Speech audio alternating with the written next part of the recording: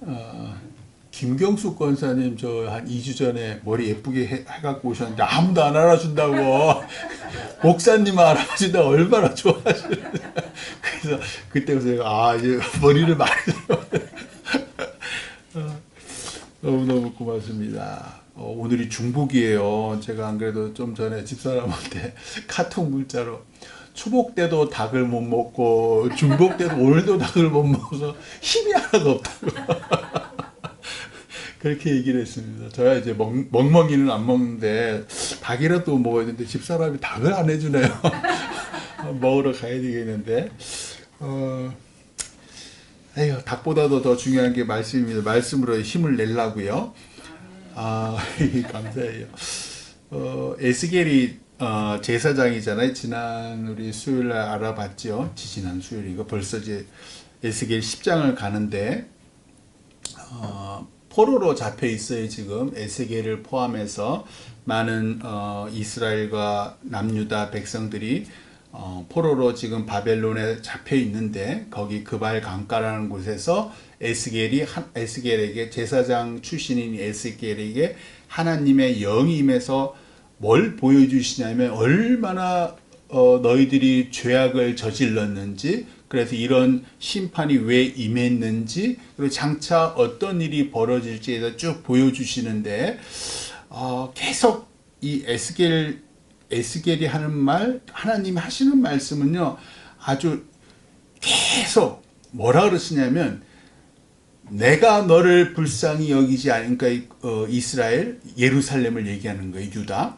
내가 너를 불쌍히 여기지 아니하며 긍휼히 여기지도 아니하고 네 행위대로 너를 벌하여 네 가증한 일이 너희 중에 나타나게 하리니 내가 그제서야 내가 여호와인 줄을 너희가 알리라. 이 말씀을 참 많이 해요. 그러니까 네가 지금 벌을 당하고 또 장차도 큰 벌을 다 받는 것은 다 네 행위 때문이야.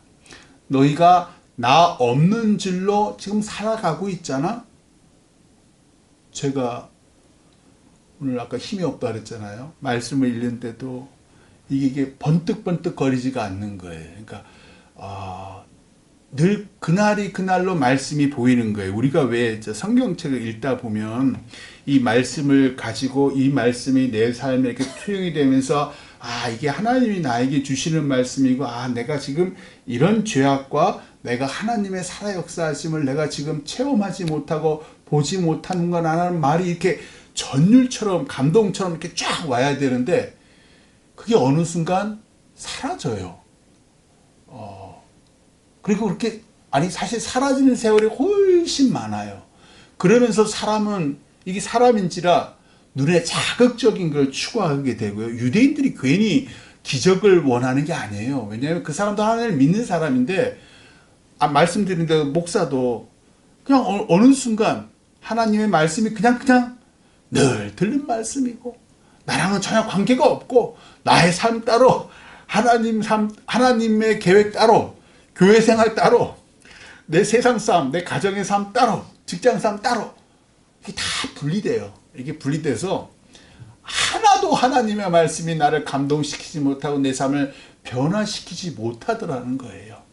그게 오늘 말씀에 있는 에스겔을 통해서 하나님이 하시고자 하는 말씀이에요. 너 그렇게 살면 내가 심판할 거야.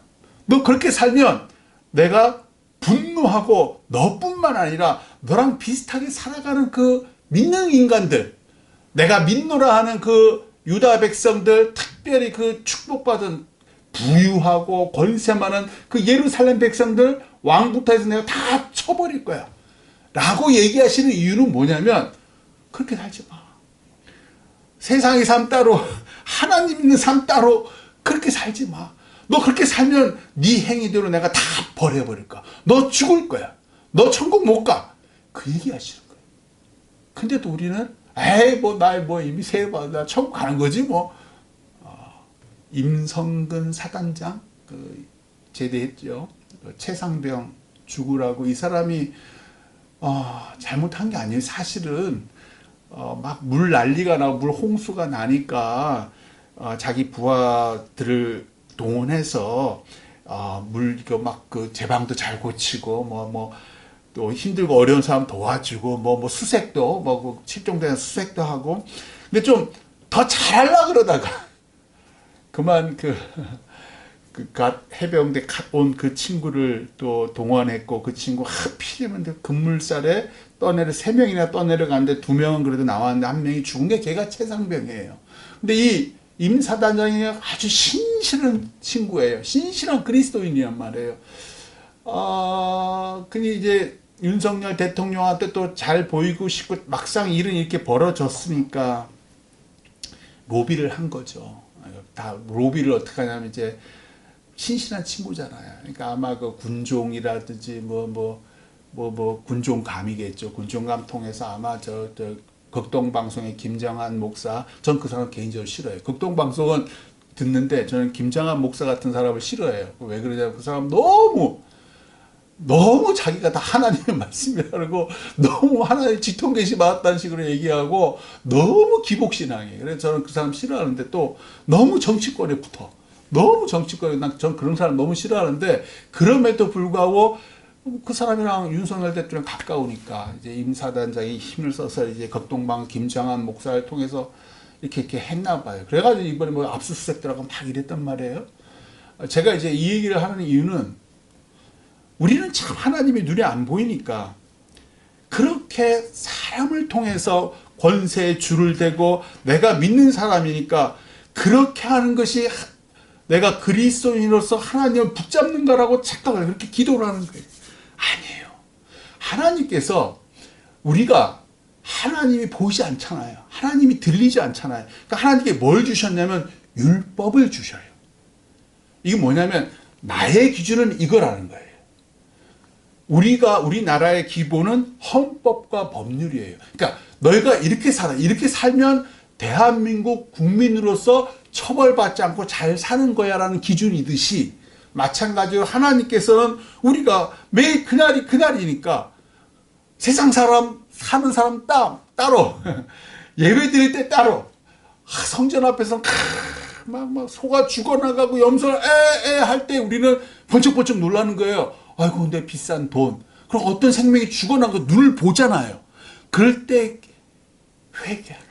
깨어서 네 죄 때문에 이 소가 죽고 이 양이 죽어. 그걸 보게 하는데 그게 근데 매 안식일마다 매달 처음에 하면 그냥 그게 되는 거예요. 우리가 주일마다 예배할 때도 그냥 그게 되듯이. 그래서 하나님께서 살아 역사하심을 모른단 말이에요. 그러니까 하나님께서 모세를 통해서 이스라엘 백성에게 준 게 율법이에요. 우리에게 헌법을 주듯이.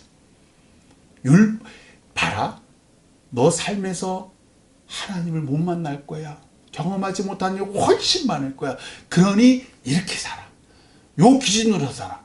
그것이 정의로운 삶이야. 그것이 나 하나님이 원하는 삶이야. 라는 거예요. 네 행위를 이 법으로 봐. 그러면 임사단장이 최상병의 그런 죽음에 대한 책임이 있는 임사단장이 제가 죄인입니다. 그걸 원하시는 거예요. 하나님은 그걸 원하시는 거예요. 제가 이 목사로서 이 교회를 하다가 우리 성전을 지금 짓고 있는데 당연히 너무너무 재정적으로 부족해요. 그럼 누구 잘못이에요? 제 잘못이에요. 이게 부족해.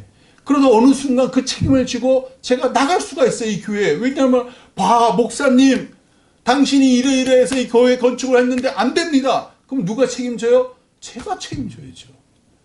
그럼 제가 나가는 거예요.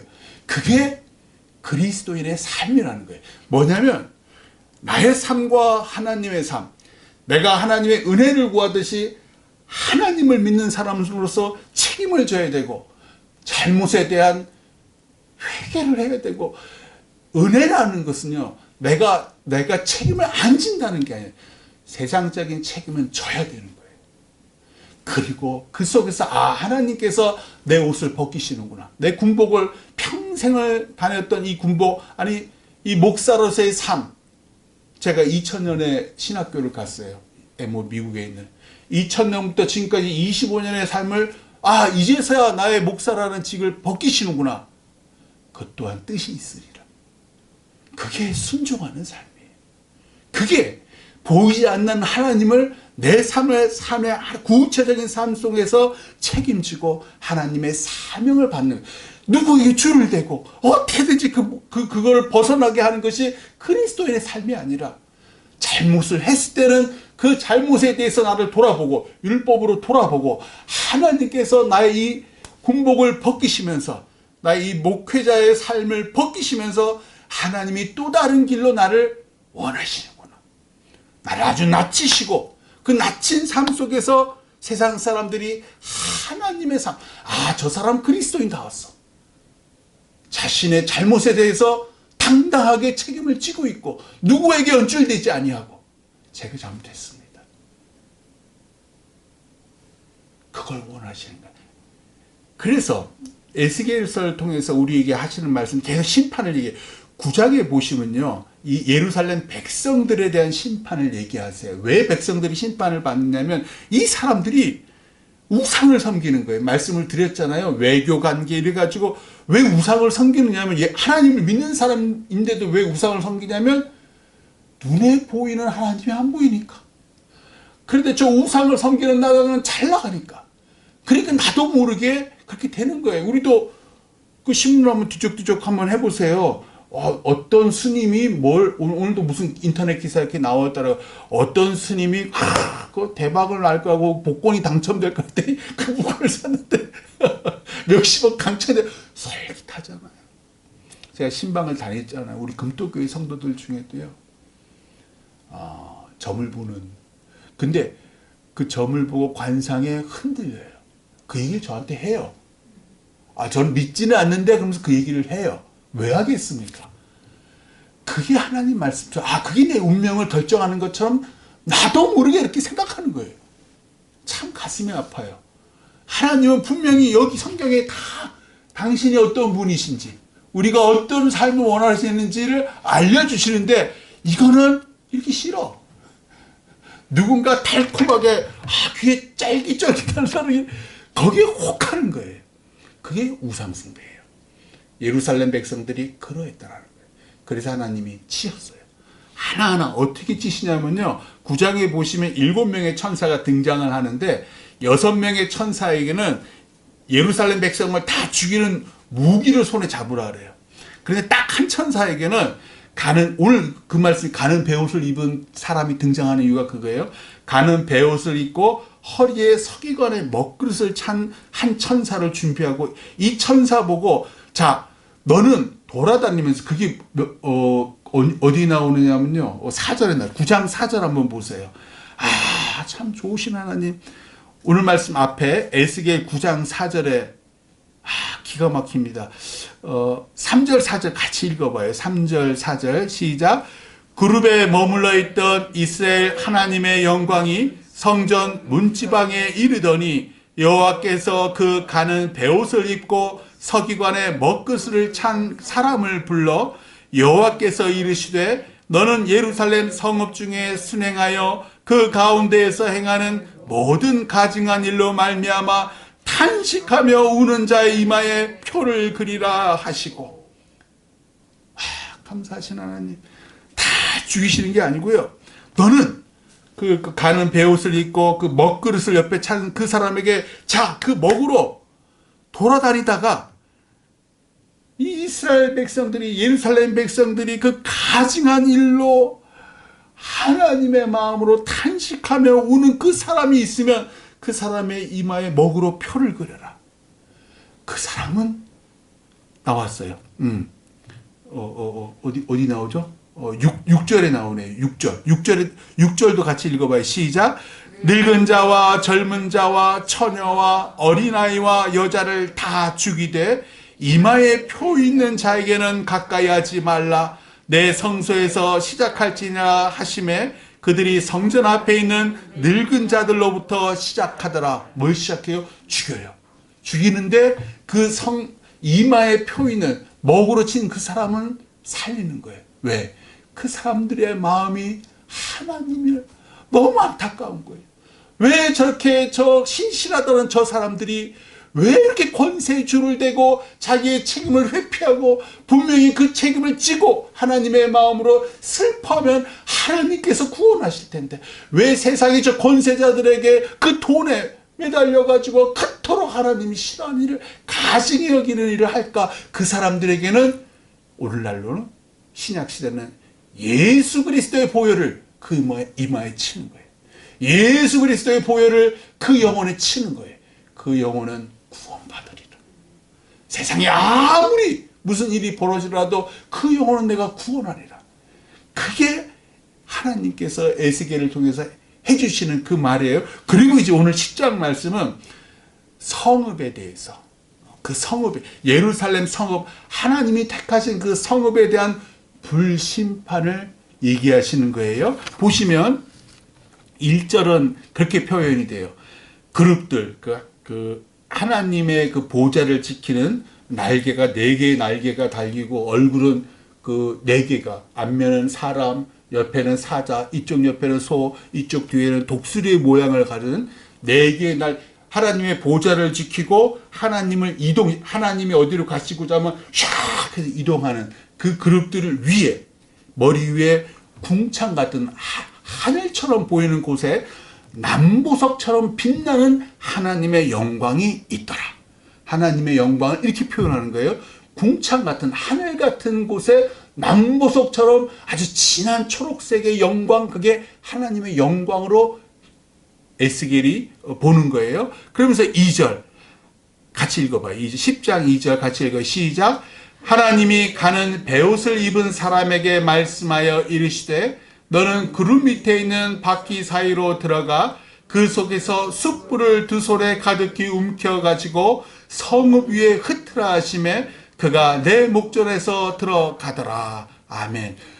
이 사람이 어떤 사람이었죠? 백성들 하나하나 가면서 하나님의 마음을 가지고 안타까워하는 사람들을 이마에 표를 그려서 살리는 사람인데, 이번에는 그 천사에게 뭐라고 표현하시면, 너는 그 그룹들 사이에 있는 바퀴 사이에 들어가면 그 안에 숯불이 있을 거야. 그 숯불을 네 2손으로 움켜가지고 나와서 예루살렘 성읍 위에 흩어 던져버려. 뭐예요? 성읍을 불태워버려. 심판해버려. 사람들은 구하는 이 천사에게 성읍은 불바다로 만들려고 그러신 거예요.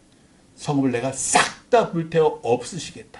그러면서 나머지 3, 4절, 5절, 6절까지는 이제 쭉 어떤 과정을 얘기하시는 거예요. 그리고 7절, 8절까지도 그래요. 그래서 9장에서는 예루살렘 백성을 심판하시는 것과 10장에서는 이제 성읍을 심판하시는데, 오늘 말씀 뒤에 내일 읽으실 말씀에는 하나님께서 그리 명하셨음에도 불구하고 예루살렘 성전을 못 떠나가셔요.